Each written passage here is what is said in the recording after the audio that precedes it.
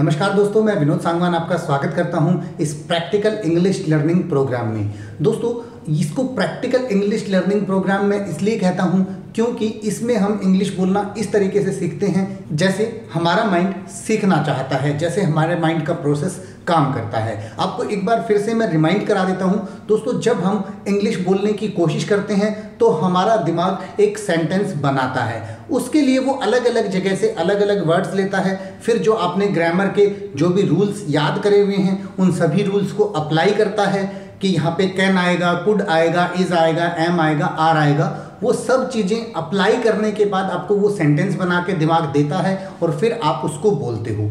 इससे दोस्तों ये प्रोसेस जो है बहुत लेंथी हो जाता है, बहुत लंबा हो जाता है और आप इसी वजह से फ्लुएंट इंग्लिश नहीं बोल पाते हो। तो आपकी इसी समस्या का समाधान आपको इस कोर्स में मिलता है। यहाँ पे हम वो रेडीमेड सेंटेंसेस बोलते हैं, सीखते हैं जो हमारी रियल लाइफ में हमारे काम आते हैं। यानी जो डेली की हमारी लाइफ में हमें जिन सेंटेंसेस की ज़रूरत होती है वो सेंटेंसेस हम इस कोर्स में सीखते हैं और वो सेंटेंसेस हम एज इट इज़ याद रखते हैं ताकि दिमाग को जब भी उस सेंटेंस की ज़रूरत पड़े तो वो पूरा सेंटेंस एक साथ उठा के हमें दे दे और हम उसको फटाक से बोल दें। यानी दिमाग का जो काम करने का प्रोसेस है वो लंबा ना हो और जिसकी वजह से हमें इंग्लिश बोलते हुए हिचकिचाहट ना हो।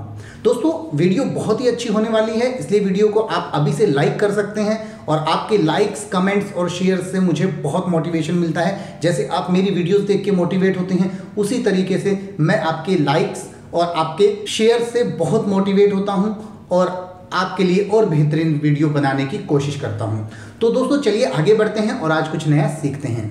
दोस्तों, कई बार हमारे सिर में दर्द हो रहा होता है और हमें ये बात हमारे किसी दोस्त को इंग्लिश में बतानी होती है, तो इसको हम इंग्लिश में इस तरीके से कहते हैं, I am suffering from headache. I am suffering from headache.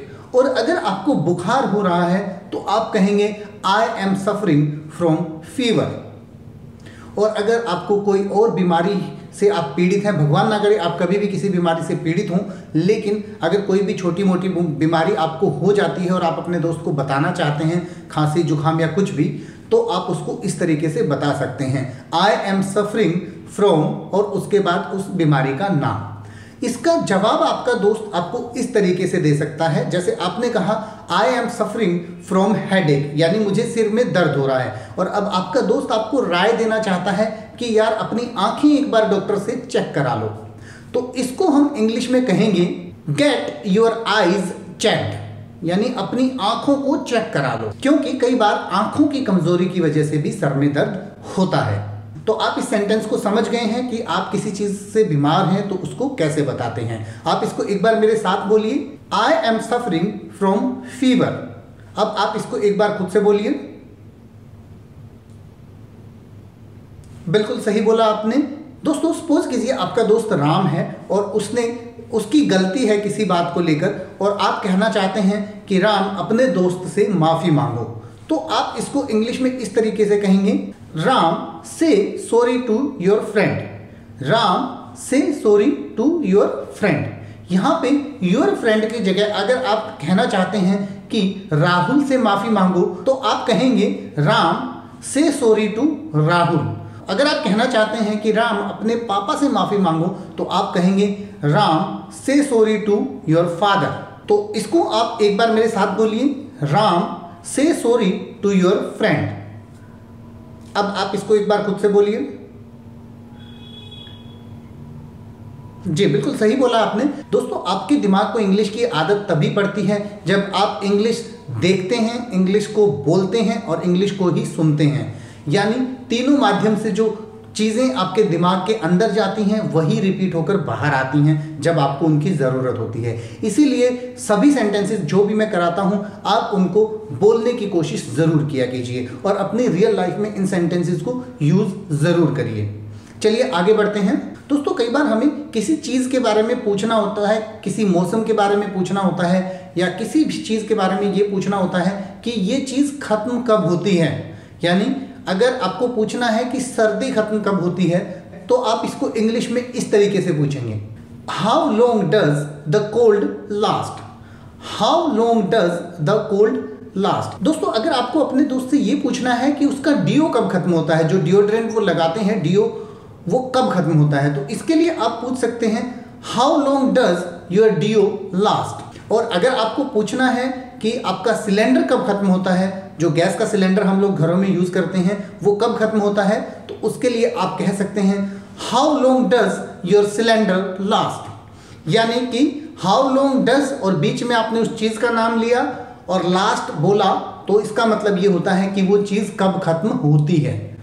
तो उम्मीद है ये आपको बिल्कुल अच्छे से समझ आ गया होगा और आप इसको अपनी लाइफ में यूज करना शुरू कर देंगे।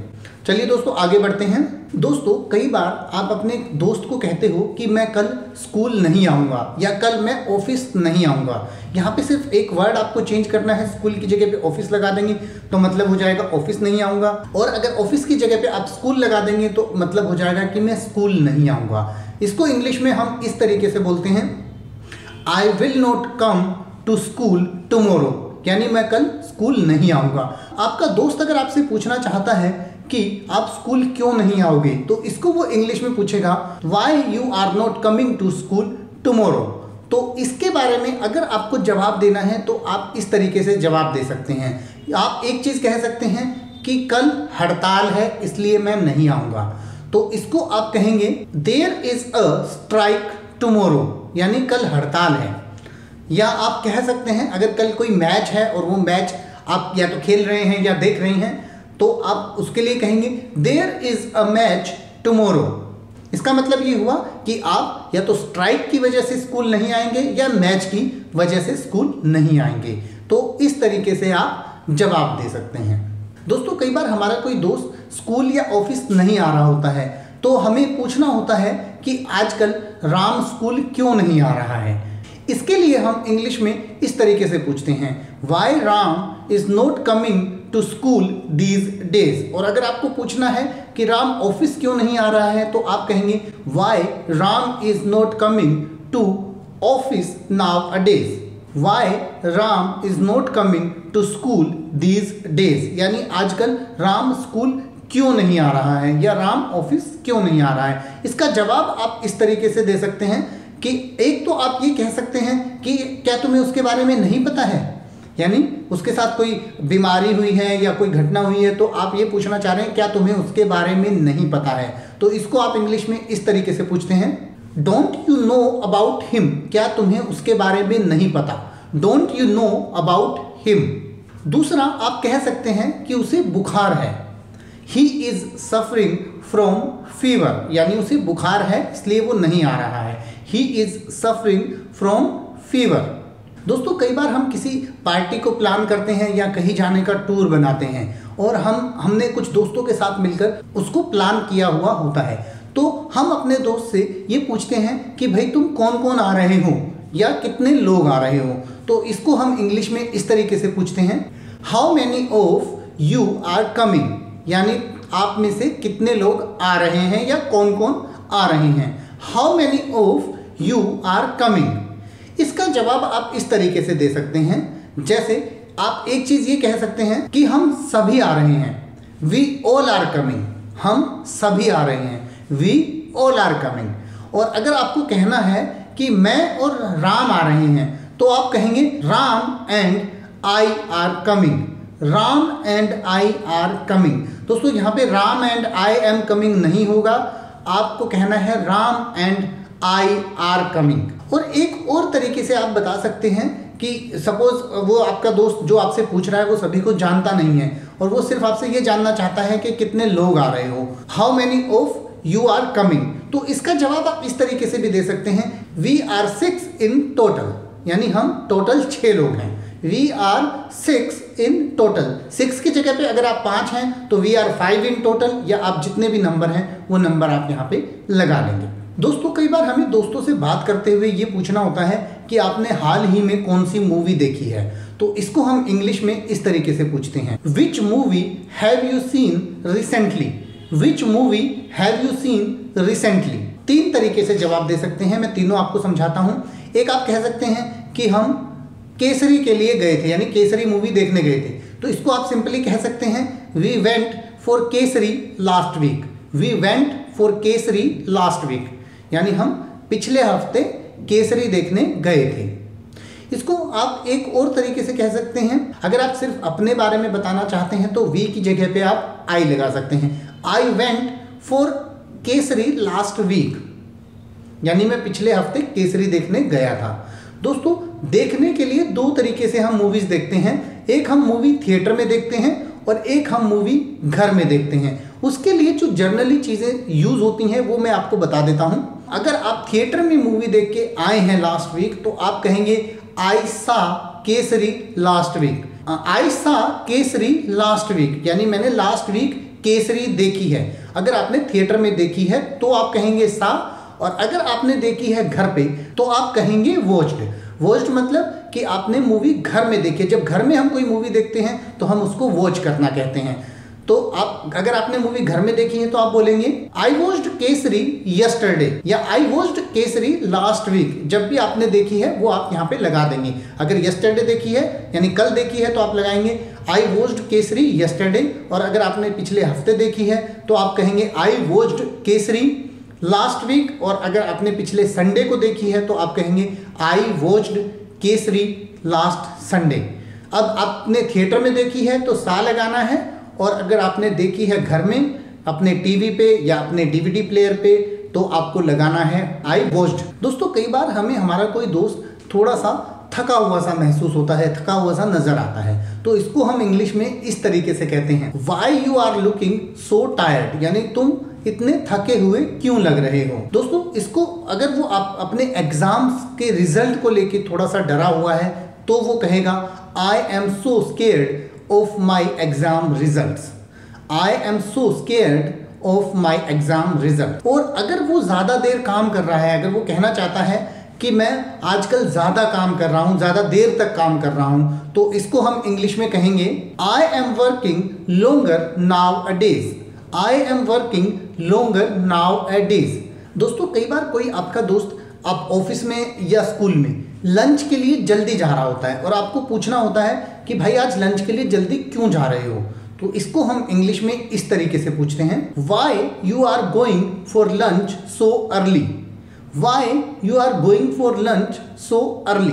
और अगर आपका दोस्त इसका जवाब देना चाहता है तो वो आपका इसका जवाब इस तरीके से दे सकता है कि मैंने कुछ भी खाया नहीं है इसलिए मुझे बहुत भूख लगी है। तो इसको हम इंग्लिश में कहेंगे I am hungry because I did not eat anything. Did not को हम इकट्ठा डिडंट लिखते हैं, जैसे I am hungry because I didn't eat anything. Did और नॉट को मिला के बना है डिडंट, इसलिए कंफ्यूज होने की बिल्कुल ज़रूरत नहीं है।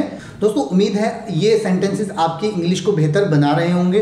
दोस्तों, इंग्लिश सीखने का ये एकमात्र तरीका है जिससे आप सेंटेंसेस को एज इट इज़ याद करके और एज इट इज़ बोल सकते हैं। दोस्तों, अगर आपको ये वीडियो पसंद आ रही है तो लाइक करना बिल्कुल मत भूलना। अपने सभी फ्रेंड्स से इसको शेयर ज़रूर करिए क्योंकि इस कोर्स की ज़रूरत हर किसी को है। दोस्तों, चैनल को अगर आपने अभी तक सब्सक्राइब नहीं किया है तो चैनल को सब्सक्राइब कर लीजिए, और अगर आपने चैनल को पहले ही सब्सक्राइब कर लिया है तो दोबारा आप सब्सक्राइब पे क्लिक करेंगे तो चैनल अनसब्सक्राइब हो जाएगा। इसलिए आप ध्यान से देखिए कि आप सब्सक्राइब कर रहे हैं कि अनसब्सक्राइब कर रहे हैं। दोस्तों, डिस्क्रिप्शन में मैंने कुछ उपयोगी लिंक्स दे दिए हैं जो आपके कुछ काम आ सकते हैं, तो उन लिंक्स को आप एक बार डिस्क्रिप्शन में जाके जरूर चेक कर लीजिएगा। दोस्तों, मैं जितनी भी वीडियोस बनाता हूं वो आपको और आपकी लाइफ को बेहतर बनाने के लिए बनाता हूं, इसलिए चैनल पे कुछ और भी वीडियोस अवेलेबल हैं जिन्हें जाके आप देख सकते हैं। इसी कोर्स की अगली और पिछली वीडियोस आपको चैनल पे मिल जाएंगी, उनको भी जाके आप देख सकते हैं। तो दोस्तों, आज की इस वीडियो में इतना ही। पढ़ते रहिए, बढ़ते रहिए।